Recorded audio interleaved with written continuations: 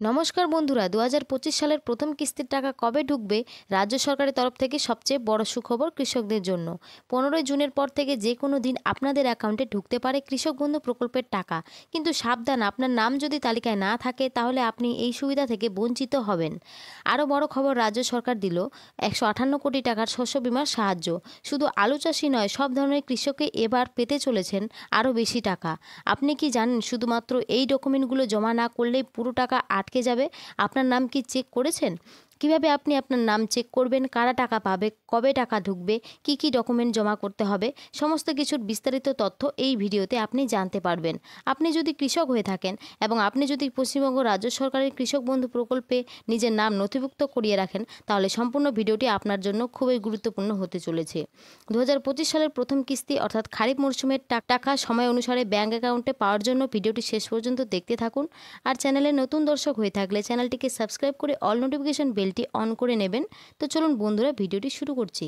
দেখুন, বলা হয়েছে কৃষক বন্ধুর খরিফ মরশুমের টাকা কবে ঢুকবে ২০২৫-এ। Kolkata news desk.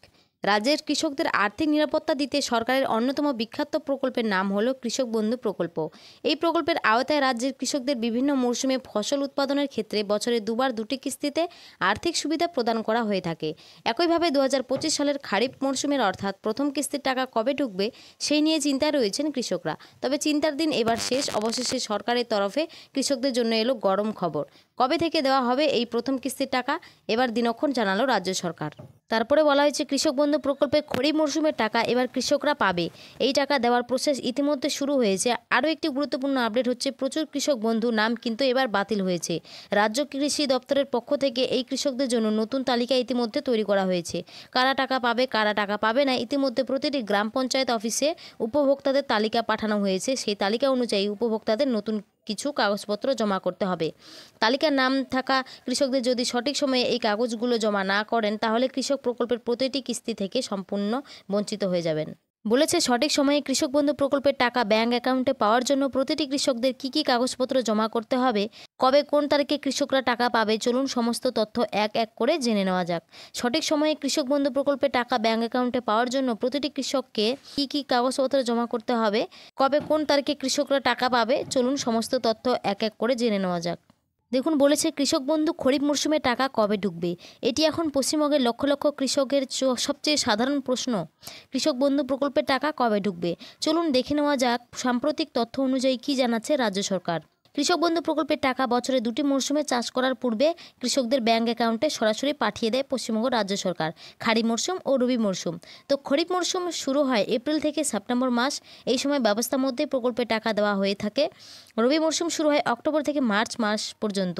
এই সময় ব্যবস্থায় প্রকল্পের টাকা দ্বিতীয় কিস্তি হিসেবে কৃষকদের প্রদান করা হয়। এবার কৃষকরা পেতে চলেছে কৃষক বন্ধু প্রকল্পের খরিফ মরশুমের টাকা, যা ইতিমধ্যে শুরু হয়েছে। বিগত বছরগুলিতে প্রকল্পের মরশুমের টাকা মূলত জুন মাসে প্রদান করা হয়েছে, কিন্তু ব্যতিক্রমভাবে ২০২৩ সালে এই প্রকল্পের টাকা এপ্রিল মাসে প্রদান করা হয়েছিল। বিভিন্ন সূত্র মারফত খবর পাওয়া যাচ্ছে, চলিত অর্থবর্ষের প্রথম কিস্তি অর্থাৎ খরিফ মরশুমের টাকা প্রতিবারের মতোই জুন মাসে দেওয়া হবে।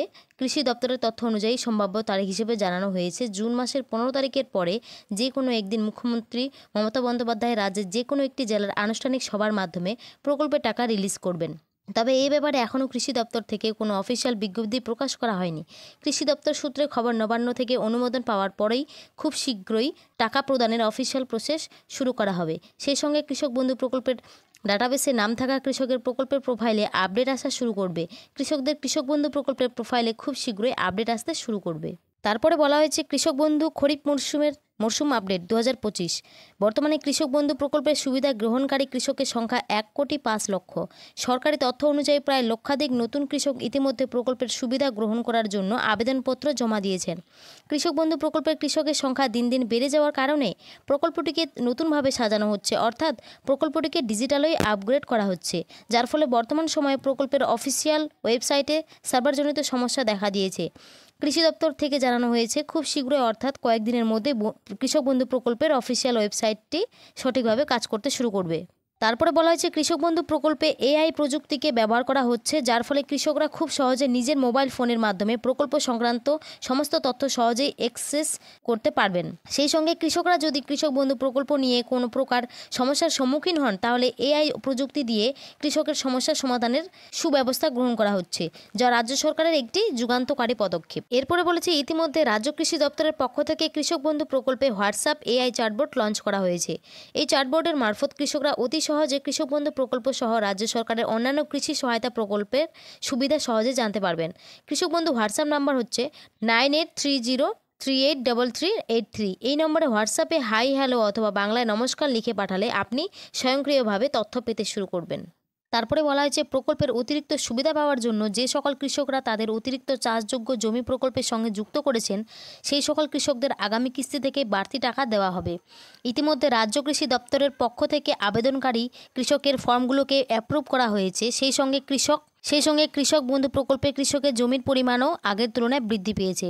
তাই জমির পরিমাণ অনুযায়ী কৃষক সর্বোচ্চ বাৎসরিক 10,000 টাকা পর্যন্ত 4,000 টাকার পরিবর্তে পেতে শুরু করবেন, যা কৃষকদের জন্য খুবই স্বস্তিকর খবর। আপনি যদি নতুন 4 চক্কর জমি কিনে থাকেন, বর্তমানে সময়ে যদি আপনি অতিরিক্ত চাষযোগ্য জমি বৃদ্ধি করার ফর্ম জমা করেন, তাহলে আপনি আগামী কিস্তিতে বাড়তি টাকা পেতে শুরু করবেন। যে সকল নতুন কৃষকরা আবেদনপত্র জমা দিয়েছিলেন, যে সকল কৃষকদের কৃষক বন্ধু প্রকল্পের প্রোফাইলে আধার নাম্বার ও কেবিআইডি নাম্বার শো করাচ্ছে এবং অ্যাপ্লিকেশন স্ট্যাটাসের জায়গায় অ্যাপ্রুভ রয়েছে, তারাই আগামী কিস্তির টাকা প্রকল্পের সুবিধা পাবেন। এরপর বলা হয়েছে রাজ্য সরকারের কৃষক বন্ধু প্রকল্পটি রাজ্যের কৃষকদের আর্থিক সহায়তা প্রদানের উদ্দেশ্যে চালু করা হয়েছে। তবে সাম্প্রতিক সময়ে কিছু সমস্যার সম্মুখীন হয়েছে প্রকল্পটি, যেখানে বেশ কিছু মৃত ও ভুয়ো কৃষক এই প্রকল্পের সুবিধা নিচ্ছে বলে অভিযোগ উঠেছে। এর ফলে প্রকল্পের বাস্তব সুফল প্রাপ্ত কৃষকের সংখ্যা কমছে এবং সরকারের আর্থিক ক্ষতি হচ্ছে। এই সমস্যার সমাধানের জন্য সরকার ইকেওয়াইসি প্রক্রিয়া শুরু করেছে। ইকেওয়াইসি প্রক্রিয়া চালুর মাধ্যমে কৃষক বন্ধু প্রকল্পের নিম্নলিখিত সুফল আসতে পারে। 1. প্রকৃত কৃষকরা প্রকল্পের সুবিধা পেতে পারবেন। 2. মৃত ও ভুয়ো কৃষকদের শনাক্ত করে দুর্নীতি কমানো সম্ভব হবে। প্রকল্পের তহবিল সঠিকভাবে ব্যবহার হবে, যা দীর্ঘমেয়াদে সরকারের খরচ কমাতে সহায়ক হবে। আপনি কি জানেন শুধুমাত্র এই ডকুমেন্টগুলো জমা না করলেই পুরো টাকা আটকে যাবে? অর্থাৎ বন্ধুরা, আপনাদেরকে অবশ্যই ইকেওয়াইসি করে নেওয়া উচিত, কারণ ইকেওয়াইসি না করা থাকলে আপনি এই প্রকল্পের কোনো টাকাই পাবেন না এবং এতে সরকারের আর্থিক ক্ষতি হচ্ছে, কারণ ইকেওয়াইসি না করা থাকলে অনেক মৃত ও ভুয়ো কৃষক এই প্রকল্পের সুবিধা নিচ্ছে। এই জন্য সরকার ইকেওয়াইসি করা বাধ্যতামূলক করে দিয়েছে। তো বন্ধুরা, এই ছিল আজকের প্রতিবেদন। যদি ভিডিওটি ভালো লেগে থাকে তাহলে অবশ্যই লাইক এবং সাবস্ক্রাইব করে পাশে থাকবেন। ধন্যবাদ।